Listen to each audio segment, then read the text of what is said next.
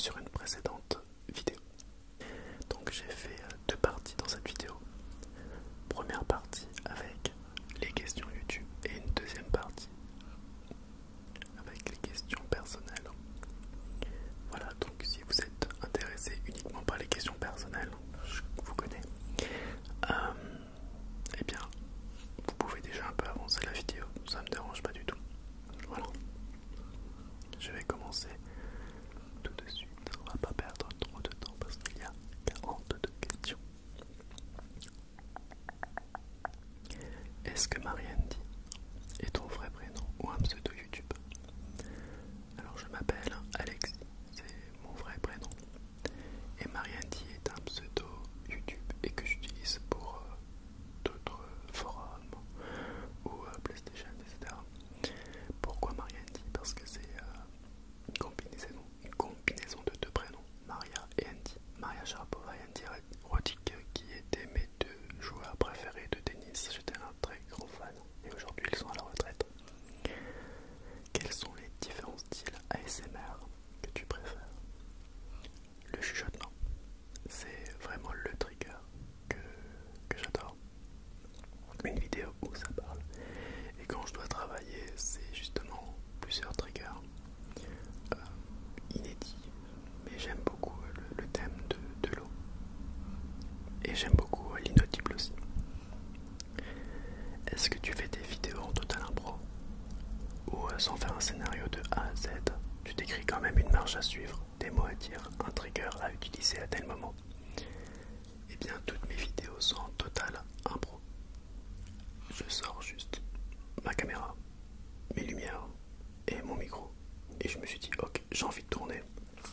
Eh bien, je tourne. Donc c'est que de l'improvisation, je n'écris rien à l'avance. Est-ce que tu as des projets dans l'ASMR? Eh bien, le seul projet que je peux avoir dans l'ASMR, c'est de continuer ma chaîne et d'arriver à être régulier. Mais pour le moment, j'ai pas encore de projet plus élevé, à part élargir mon ASMR avec une autre plateforme, comme sur TikTok. Voilà.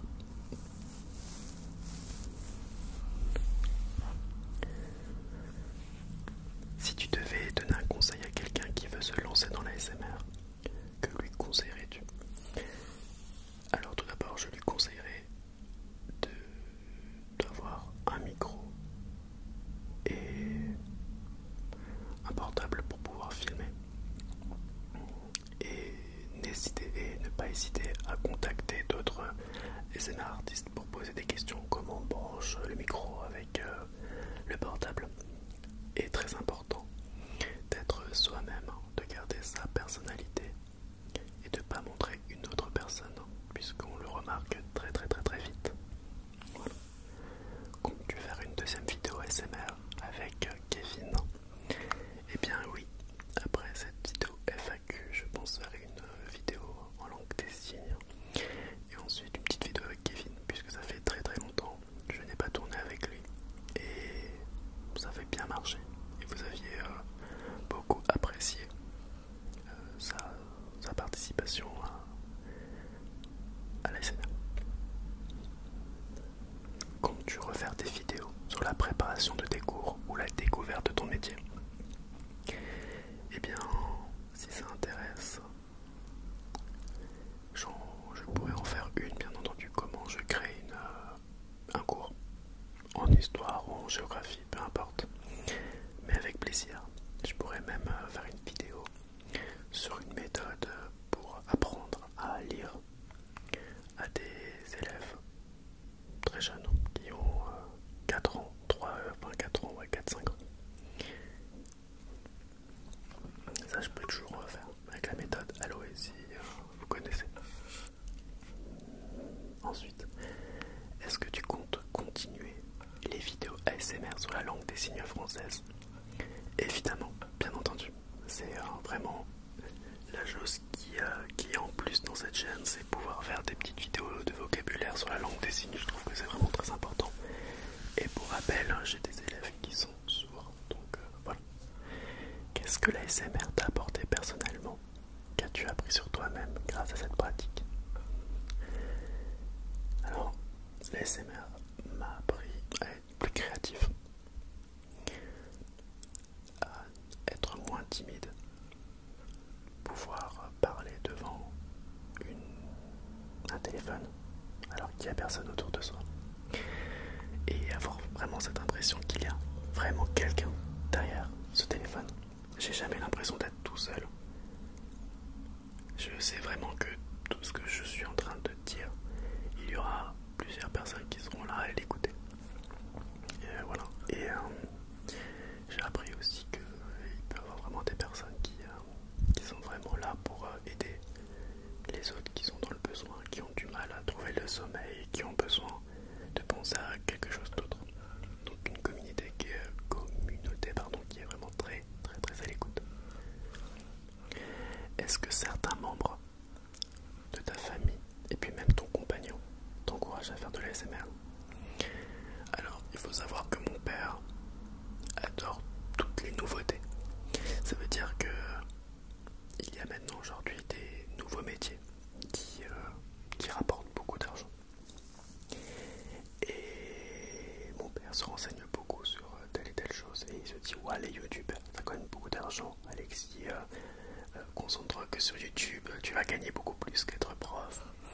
Donc mon père ouais m'encourage à fond, limite il faudrait que je tourne tous les jours, tu vois. Mon copain évidemment, puis il n'y aura pas de souci, il me dit vas-y, si tu veux tourner tu tournes, lui bien sûr il peut m'encourager.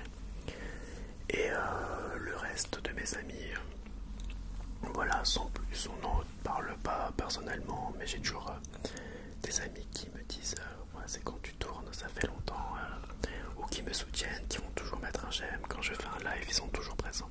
Donc oui, personnellement, on m'encourage beaucoup. Et personne ne se moque, évidemment. As-tu d'autres idées de thèmes pour les vidéos LSF? Bien sûr. Et la prochaine vidéo, ce sera une vidéo sur le matériel scolaire. Et je pourrais même ajouter certaines matières. Mathématiques, SVT, français, histoire géo. Voilà. C'est vraiment le prochain thème de la prochaine vidéo. LSF. Et ensuite, il faudrait que je réfléchisse, mais il y a toujours plein de thèmes. N'hésitez pas à me contacter pour décider de thèmes LSF.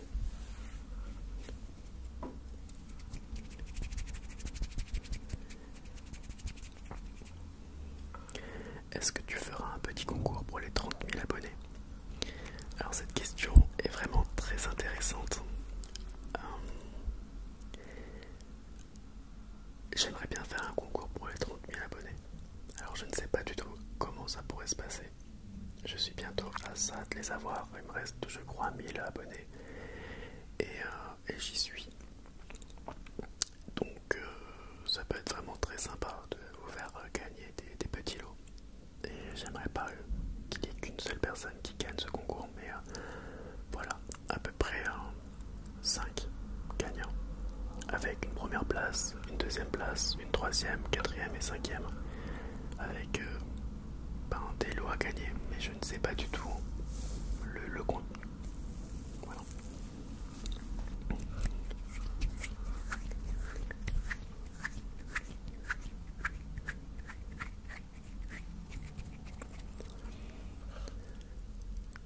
Dernière question concernant YouTube. Est-ce qu'un abonné t'a déjà reconnu dans la rue? Si oui, comment ces rencontres te font te sentir?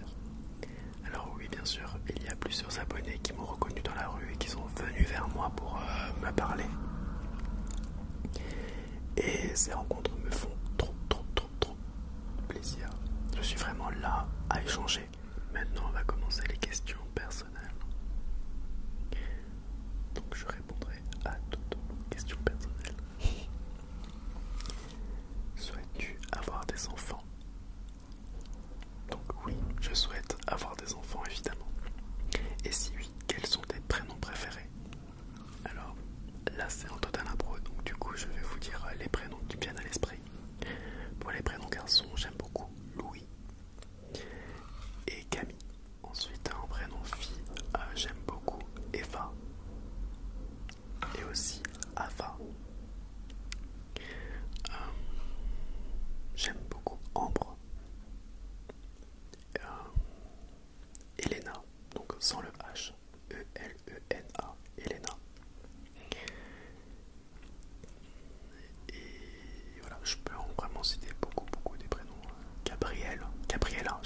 Gabriella aussi. Gabrielle pour une fille ou Gabriella. Garçon, oui. Qu'est-ce que je peux rajouter comme prénom? Non, c'est bon, j'ai plein d'idées de prénoms en tout cas. Voilà. As-tu toujours des complexes concernant ton nez? Eh bien, il faut savoir que j'ai vu un chirurgien pour mon nez puisque ça n'allait pas du tout. Je me détestais avec ça. Et finalement, le chirurgien n'était pas prêt à pouvoir me l'opérer parce que c'était un nez assez atypique, on va dire, et ethnique. Donc du coup,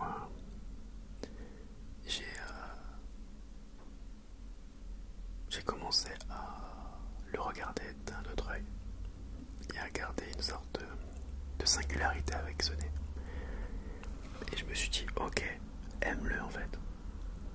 Et aujourd'hui, il me dérange plus du tout. Honnêtement, voilà, quand je le regarde, ça fait une petite patate, tu vois. Et je me dis, mais ouais, et alors? Et c'est souvent la seule critique que je peux recevoir. Ouais, toi avec ton gros nez. Mais en fait, je suis au courant. Et je l'accepte et je l'aime en fait. Donc du coup, tu peux dire tout ce que tu veux. Tu peux dire que je respire toute l'Europe avec mon nez. Je m'en bats les... Bip, bip, bip. Et voilà. Donc évidemment, quand je peux recevoir des commentaires, ça peut être des insultes concernant mon orientation sexuelle, mais ça peut aussi être physique et ça concerne toujours mon nez en fait. Donc je vais pas le refaire pour vous faire plaisir. Donc aujourd'hui je l'accepte, c'est le plus important. À quel âge as-tu eu ton permis? J'ai eu mon permis à 20 ans. Un de tes meilleurs souvenirs avec Kevin? Alors le meilleur souvenir que j'ai eu avec Kevin, c'était l'été dernier. L'été dernier à Malaga. Nous avons fait un tour en bateau et c'était genre une ambiance incroyable. C'était tellement beau, c'était assez romantique. Et en fait, je me sens, en fait, j'étais pas encore prêt à dire je t'aime. Voilà, j'avais un blocage depuis à cause d'une précédente relation. Et là, je le regardais et je me suis dit, j'ai envie de lui dire. J'ai envie de lui dire et ça restait bloqué comme ça. Je me suis dit, waouh, il faut que ça sorte, il faut que ça sorte. Là, c'est le moment en fait, c'est le moment.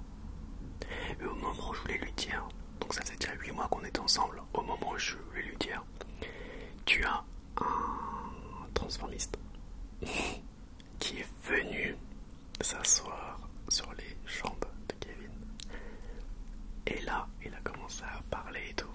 Et il a dit, ok, maintenant qu'on on s'est éloigné de la côte, et bien il a dit, on met la musique. Et là en fait, il y a eu la musique de boîte de nuit en fait. Et donc il n'y avait plus rien de romantique. Tout le monde dansait, tout le monde chantait en espagnol. Enfin, franchement, c'était une ambiance de folie. Et moi, j'étais en train de me dire, ok, je devais lui dire. C'était une ambiance de malade pour le dire. En fait, c'était hyper romantique. Et là, en fait, je me dis, il m'a tout cassé en fait. Et ça, en fait, c'est un des plus beaux souvenirs que j'ai avec Kevin. Et aussi, pas de ma vie, quoi. Parce que voilà, c'était vraiment très, très fort en émotion.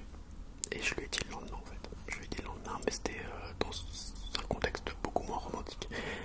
Mais voilà, ça a ouvert quelque chose en fait. Ce moment-là. Alors là, je me confie vraiment à vous en fait. Ensuite, j'ai eu une autre question. J'ai appris que tu as un compagnon. Que ferais-tu si jamais tu redevenais célibataire en l'ayant perdu par un coup du destin? Reprendre un autre compagnon, peut-être? Non.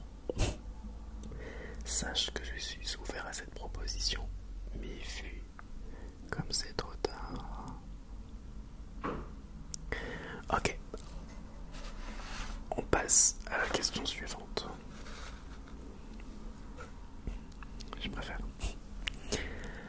Maintenant que tu as eu ton CAPES, as-tu d'autres projets en tête? Il faut savoir que je suis une personne qui veut toujours apprendre de nouvelles choses. Et quand j'ai réussi mon CAPES, donc du coup mon diplôme de professeur spécialisé pour jeunes sourds, j'étais en train de me dire ouah, qu'est-ce que je pourrais faire d'autre en fait, qu'est-ce que je pourrais pour être encore meilleur.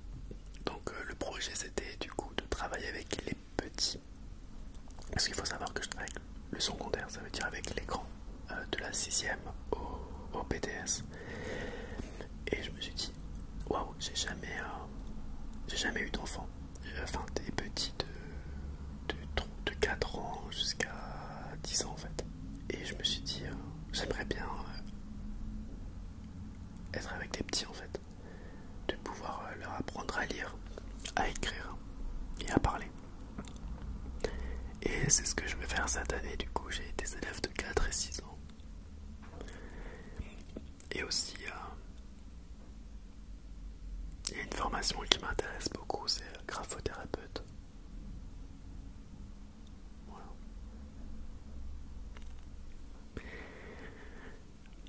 Si tu avais fait un autre métier, pardon, ce serait lequel?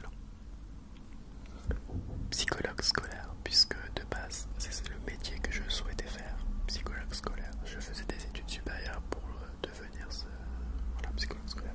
Je l'ai dit au moins 10 fois dans la même phrase. Mais c'était le métier que je souhaitais faire avant d'être professeur spécialisé. Ton compagnon et toi êtes de grands voyageurs. Quels sont les prochains voyages que vous visez? Avez-vous une destination idéale? Il faut savoir que on adore voyager. Et quand moi je voyage, j'aime beaucoup découvrir le pays, la ville. C'est vraiment mon but quand je pars en vacances. J'ai besoin de me cultiver, j'ai besoin d'aller voir, de me balader, de voir l'architecture en fait, de la ville, de m'enrichir en fait l'esprit aussi visuel. Et en style, honnêtement, j'aimerais beaucoup faire les Cyclades, c'est-à-dire les petites îles en Grèce, Milos, Paros, du coup Santorini et Mykonos. Mais en fait, le souci c'est que en été il y a beaucoup trop de monde et ça fait être difficile pour moi, vu que j'ai des vacances qui sont déjà installées, d'y aller fin octobre parce qu'il va faire frais et aussi fin avril parce que c'est pas encore le temps parfait.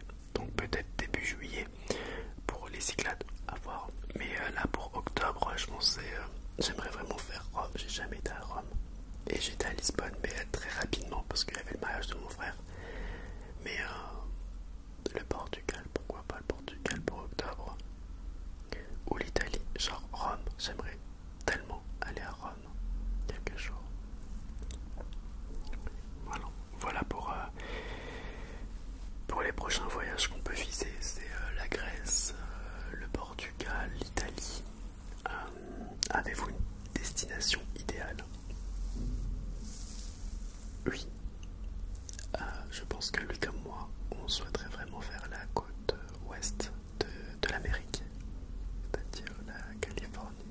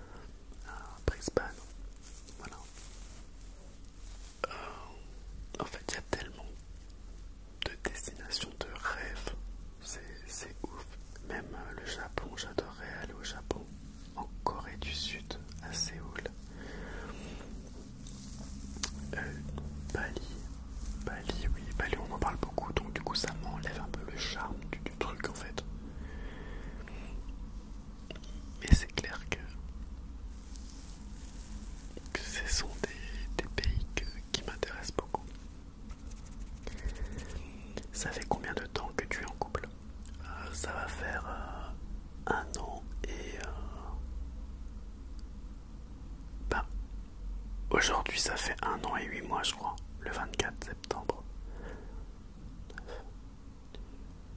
Ouais, c'est ça, 1 an et 8 mois aujourd'hui. Ça passe très vite, donc on est bientôt sur nos 2 ans. En janvier, ça fera 2 ans. Comment vous vous êtes rencontrés avec ton copain? On s'est rencontrés la toute première fois il y a 11 ans. Non, il y a 10 ans, pardon. On s'est rencontrés Carré à Fayette. Et du coup, on a fait nos Facebook, quoi qu'il arrive. Et puis voilà, un jour on a rediscuté ensemble et bon feeling, en mode pote et tout. On s'est vu, c'était trop cool. On a discuté, on a parlé, et puis après le lendemain j'avais envie de le revoir et on s'est revu le lendemain et le surlendemain. Et puis après, voilà, c'était parti. Selon toi, quel est l'essentiel pour toi dans un couple?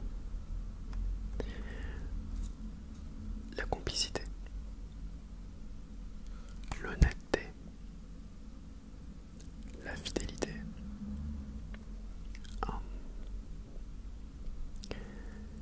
Mais vraiment, un point important pour moi, c'est quand même la complicité, c'est pouvoir rigoler, ne pas se prendre la tête, pouvoir être chez soi et faire le gamin, faire le débile en fait, de pouvoir faire ce qu'on veut et que ton mec en fait ou ta meuf c'est là en train de rigoler avec toi. Enfin, ouais, cette complicité, pouvoir tout dire, pouvoir être le confident. Voilà, une relation de confiance, de complicité, d'honnêteté et de fidélité. Si je devais dire 4 choses, ce serait ça. Et ça vient du cœur, j'ai rien écrit, ce sont des mots qui me viennent vraiment à l'esprit dans une relation de couple. J'espère que vous êtes d'accord avec moi, ou si vous avez d'autres idées, je suis preneur dans les relations de couple. Et aussi liberté, très important. Ne pas être trop derrière sa copine ou son copain. Laisser de l'espace, c'est hyper important. Il faut savoir que je suis Verseau et j'adore la liberté. J'aime ne pas avoir de contraintes. Ça veut dire que si à un moment je me sens pas top et tout, j'ai envie de voir mes potes par exemple, eh bien qu'on me l'interdise pas en fait. Et c'est hyper important. Voilà, c'est la confiance du coup, c'est faire confiance mais en gardant aussi un peu de liberté, c'est important. As-tu des conseils pour les jeunes LGBT qui se cherchent et qui le cachent? Eh bien tout d'abord, le plus important, c'est de s'aimer soi-même et de se connaître, de se poser les bonnes questions, les pour et les contre. Si tu le caches, c'est qu'il y a une très bonne raison.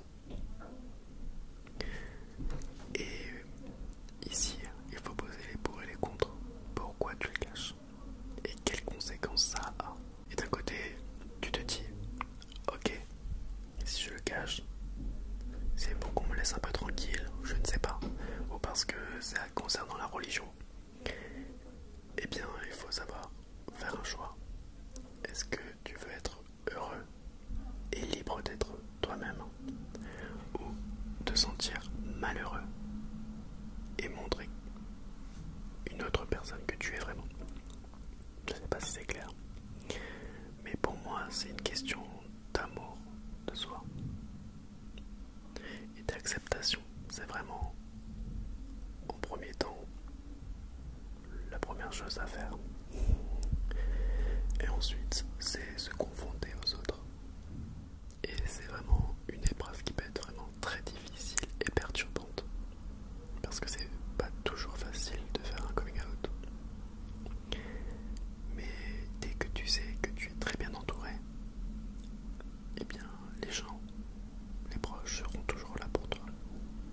Il y a des personnes qui vont ne pas l'accepter.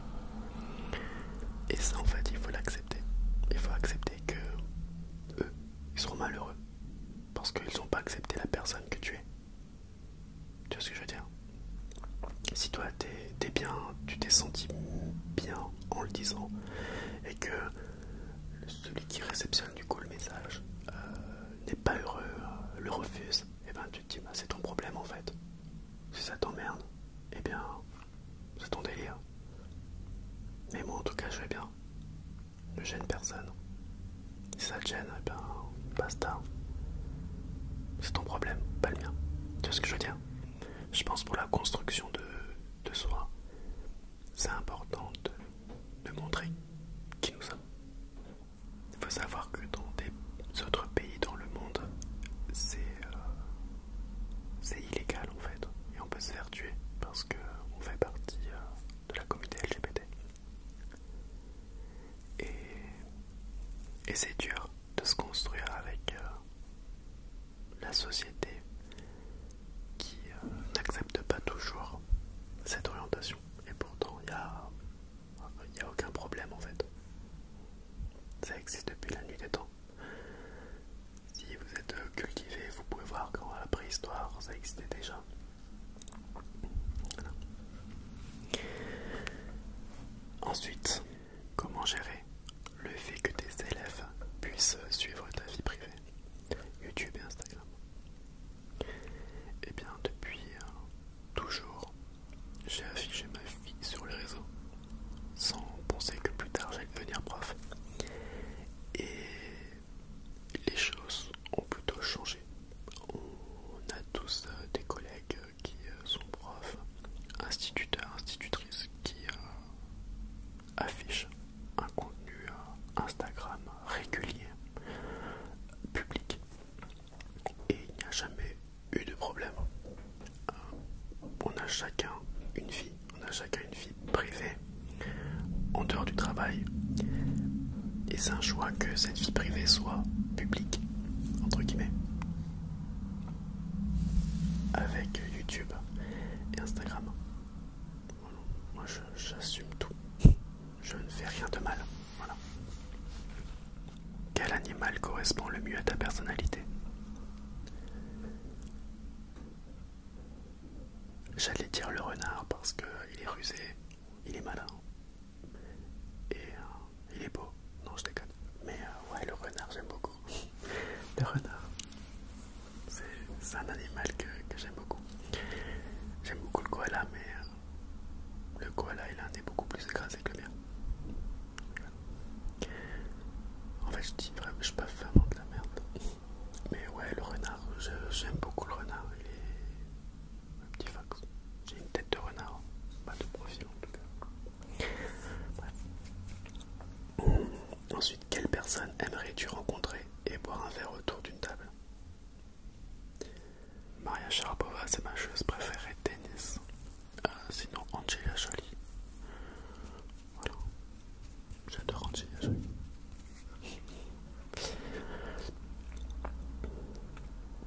Comment étais-tu quand tu étais enfant? J'étais un enfant très sage qui ne parlait pas beaucoup et qui adorait jouer au Playmobil. J'ai adoré construire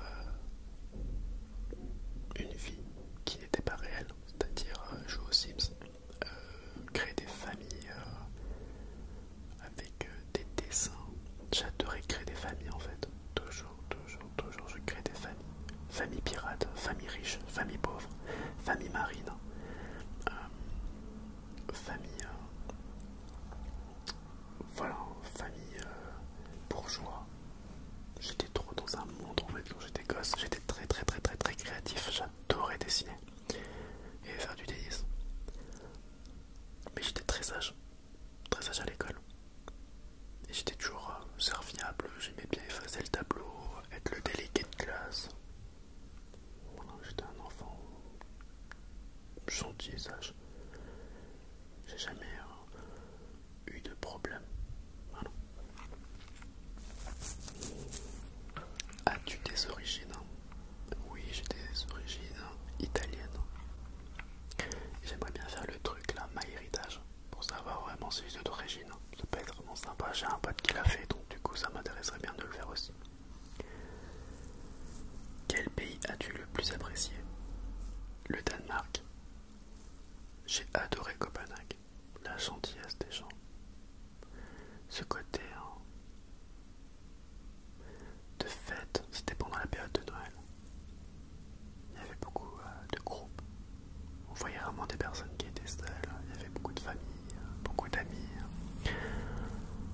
j'ai vraiment adoré Copenhague, donc du coup à Danemark, et aussi Londres.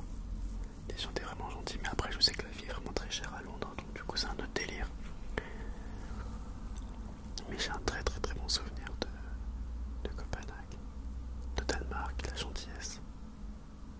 Ouais, et on mangeait vraiment très bien aussi. Ouais, je dirais très bonne surprise. Je dirais ça, ouais, je dirais Copenhague. Enfin, le Danemark, du coup. Donc c'était un pays. La question. Quels sont tes rêves les plus fous? Fonder une famille. Ouais, fonder une famille. C'est tout ce que je demande. Un enfant ou deux.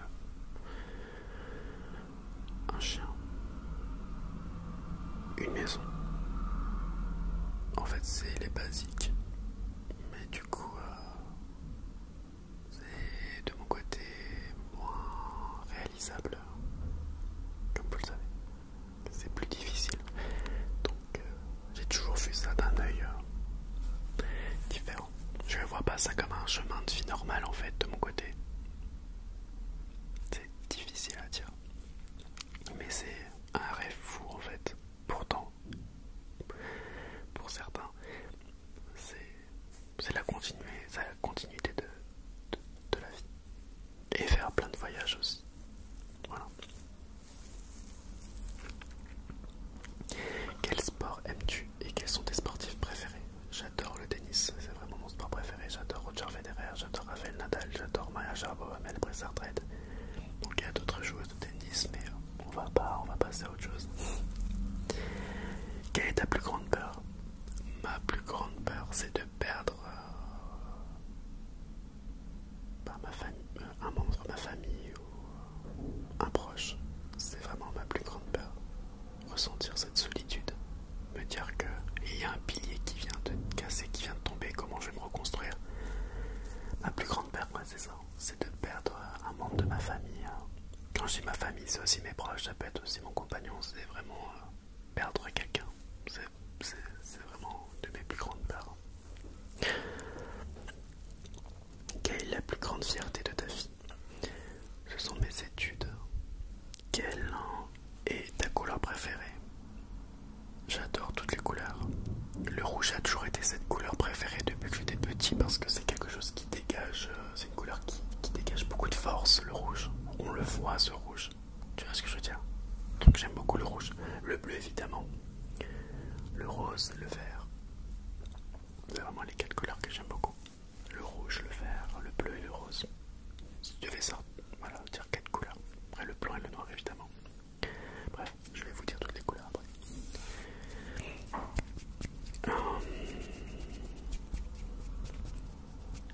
Quelles sont tes séries préférées? Donc Game of Thrones, Stranger Things, Murder, Dexter.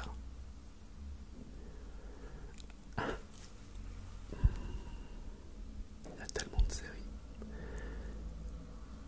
Voilà, en tout cas, c'est les séries qui me viennent à l'esprit. En tout cas, La Servante écarlate. Voilà, en tout cas, je vous ai sorti les séries qui me viennent à l'esprit. En tout cas, quels sont tes Disney préférés? La Petite Sirène, Hercule, Tarzan, La Belle au Bois dormant. J'ai beaucoup aimé Réponse aussi.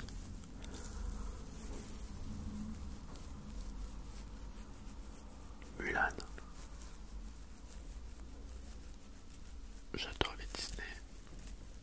Aladdin c'était pas mal aussi. Mais voilà, je dirais si je devais faire un top 3, La Petite Sirène, Hercule et La Belle au Bois dormant. Ouais, je suis ok avec ça.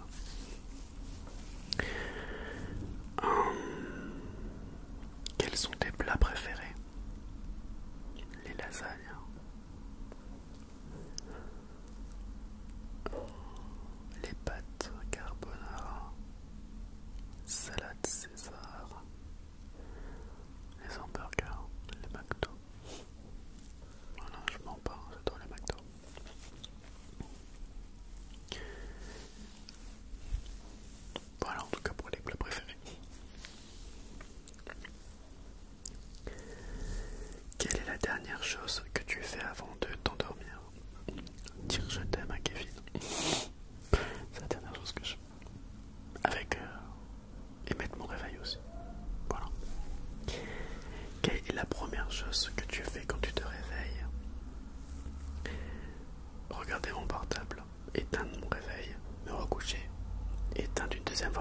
me recoucher et éteindre la troisième fois mon réveil et regarder un peu mon portable, les notifs que j'ai reçus dans la nuit et le matin. Voilà.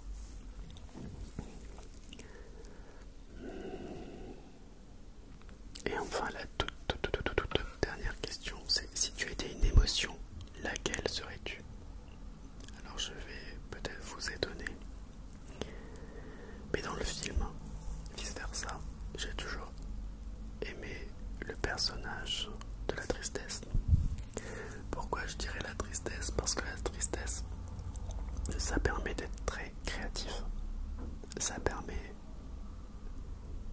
de réfléchir, d'avoir une réflexion plus profonde de soi. Et la tristesse, ça va permettre de combler un vide.